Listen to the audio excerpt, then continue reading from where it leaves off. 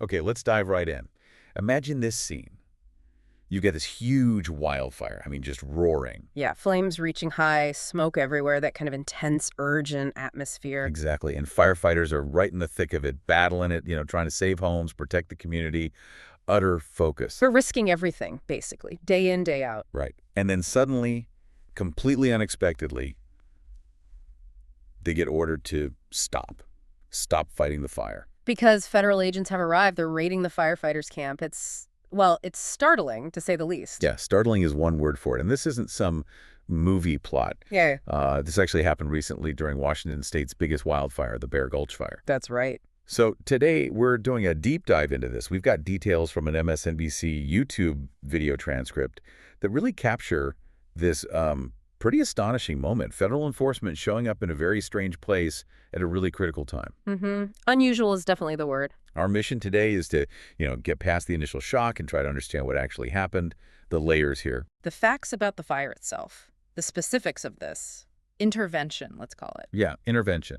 And also the different viewpoints that our source material presents about what it all means. We're looking at what happens when fighting a natural disaster bumps up against, well, other federal priorities. Exactly. And the questions that raises, we'll dig into the specific details, but also think about the bigger picture, community, safety, where those lines are drawn. Especially in a society where everything feels so connected. Okay, let's unpack the scene first. The Bear Gulch Fire, Washington State. Right. The material describes it as the state's largest wildfire at the time. Huge. 9,000 acres burned since early July. Yeah, so that's almost 2 months of continuous firefighting effort before this incident even happened. Grueling work. And what really stands out, and the material points this out too, is the containment level, right? Only 13% contained when this went down. 13%. That's incredibly low for a fire that size, isn't it? It really underscores the scale of the challenge. It's not just big, it's largely uncontrolled, a constant, intense battle. And because it was so massive, authorities were relying heavily on contract firefighters. Exactly. These are the folks right on the front lines, in the immediate danger zone, often in remote, tough terrain. Away from home for weeks, months sometimes. Yeah. They're absolutely essential in these situations. You can just imagine the conditions, the heat, the smoke, the sheer exhaustion, both physical and mental. Absolutely. Their focus has to be total. Any interruption, well, it matters. Which brings us to where this story takes a really sharp turn. Our source details how a group of these contract firefighters, actively working this massive blaze, were suddenly forced to take a break. Not just any break, a 3-hour timeout. 3 hours. While a wildfire is raging nearby, only 13% contained. It seems unbelievable. It really does. The accounts say their camp was raided by Border Patrol officials. And some people there identified them specifically as ICE agents. Yeah, Immigration and Customs Enforcement. That's what some on-scene commentary reported. And what happened? They were just lined up? Reportedly, yes. Pulled away from their duties, lined up, told to show identification. Right in the middle of a firefighting operation. And it immediately raises that huge question. Why? Why then? Why there in such a critical moment? Lives potentially at risk, property at risk. Exactly. It's almost hard to picture it happening. And the outcome, according to the reports, 2 firefighters were arrested. That's right. Though it's important to note the material we have makes it clear the specific reason why they were arrested wasn't specified in these accounts. Okay. And there's another layer here, too, about who these firefighters were. Yes, very significant. Eyewitnesses claim that at least some of the firefighters involved were Native Americans or indigenous volunteers. The source material specifically mentions members from the tribes of Umatilla, Cayuse, and Walla Walla. And just to be clear, state officials did confirm later that, yes, this raid actually occurred. It wasn't just a rumor. Wow.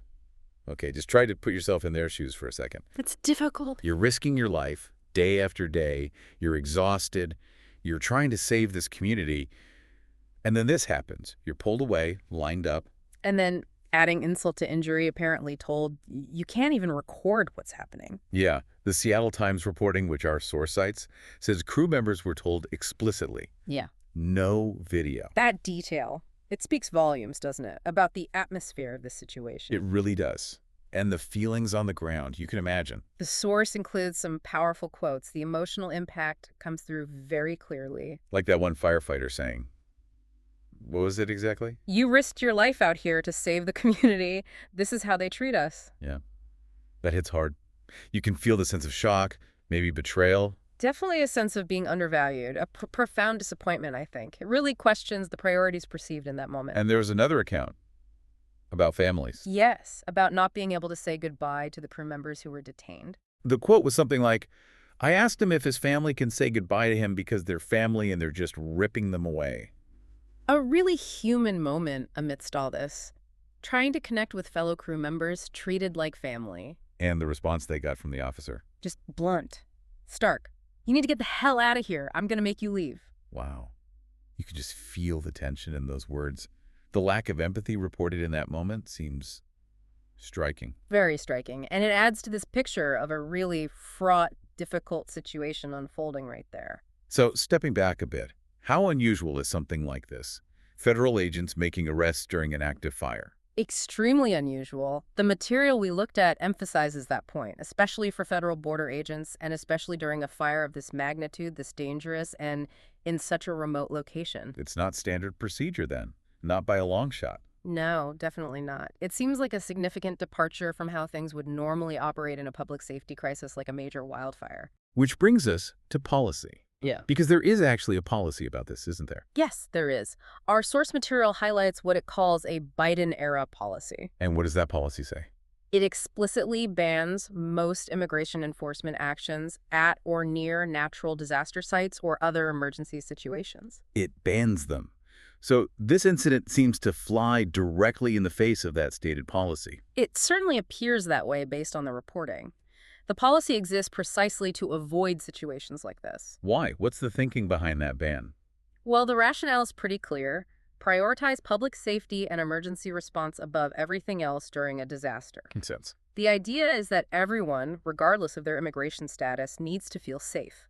Safe seeking help, safe assisting with relief efforts, or, like in this case, safe actually fighting a life-threatening fire without fear of, well, this kind of intervention. So the policy is meant to prevent fear of enforcement from getting in the way of saving lives and property. Exactly. It's supposed to ensure that vital work isn't hampered and that people aren't deterred from helping or seeking shelter or aid. So when an incident like this happens, going directly against that, it raises serious questions. Big questions about the decision-making process, about the chain of command, about how different federal priorities are weighed against each other in a real crisis. Like, who made the call? And why was this enforcement action deemed more important than uninterrupted firefighting at that specific moment? Those are the questions that linger, definitely. It feels like a direct clash of mandates. Yeah, a collision of priorities seems like the right way to put it. Okay, so moving from the specific incident and the policy, the source material we examined then broadens the focus. It does. It connects this event in Washington State to a wider political conversation. Specifically highlighting a perspective often pushed by figures like Donald Trump, J.D. Vance, Stephen Miller. Yes. The source characterizes this perspective as constantly framing things as an either-or choice. You mean the idea that you either care about Americans or you care about immigrants, not both? Exactly that. The source describes it as setting up a zero-sum game, suggesting that compassion or resources are limited and you have to choose one group over the other, that they're somehow mutually exclusive concerns. Now, it's really important to stress here, we're reporting on how the source material frames this. We're not endorsing this view, just explaining what the source says. Absolutely. And the source itself is extremely critical of that viewpoint. It labels it quite strongly as racist garbage. Okay. Strong words for the source. And what's the counter-argument it presents? It argues that this either framing fundamentally misunderstands how society works. It says we are an interconnected society, meaning that human beings depend on each other to survive and thrive. That's the quote used. So the idea is that divisions like Americans and foreigners aren't neat lines you can draw. Right. The source argues it's more about neighbors and communities who rely on each other, particularly in crises, like a wildfire threatening everyone. Okay, so the source rejects that binary framing. Very much so. And then it links that perspective, which it attributes to Trump world, directly to concrete actions. Oh, so? It draws a line from that mindset to things like, and again, this is the source's description, armed federal officers roaming streets and businesses, and Home Depot parking lots in search of people to disappear. Okay, so it's portraying a pattern of aggressive enforcement. Yes. And it argues that this incident with the firefighters is another example of that same approach. Now applied to, as they put it, raids on camps of firefighters as they literally battle the largest wildfire in the American Northwest. So the source paints this picture of enforcement tactics escalating, even into critical public safety zones. Essentially, yes.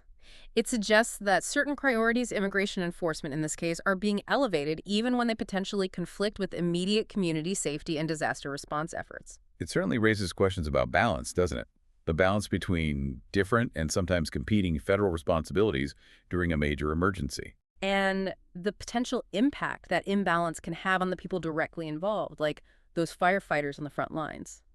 Okay, so we've covered a lot of ground today. It's been a pretty remarkable deep dive looking at this really jarring incident. Yeah, federal agents intervening with firefighters actively battling the huge Bear Gulch Fire. We've heard the raw accounts from people who were there. We've discussed how unusual the event seems, especially given the existing government policy against this sort of thing in disaster zones. And we've looked at how our source material connects it all to a broader political debate, highlighting that tension. That tension between national security, immigration enforcement, and just basic community safety during a crisis. It's stark. It really is. And this whole discussion, it leaves us with a pretty important question to think about, doesn't it?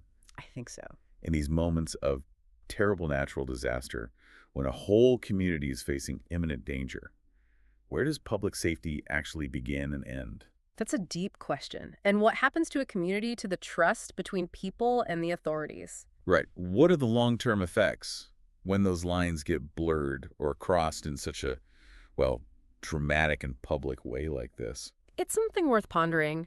The ripple effects of these kinds of interventions might go far beyond just the immediate incident, far beyond the fire itself. Definitely food for thought. Yeah. We encourage you to think about those boundaries and consequences.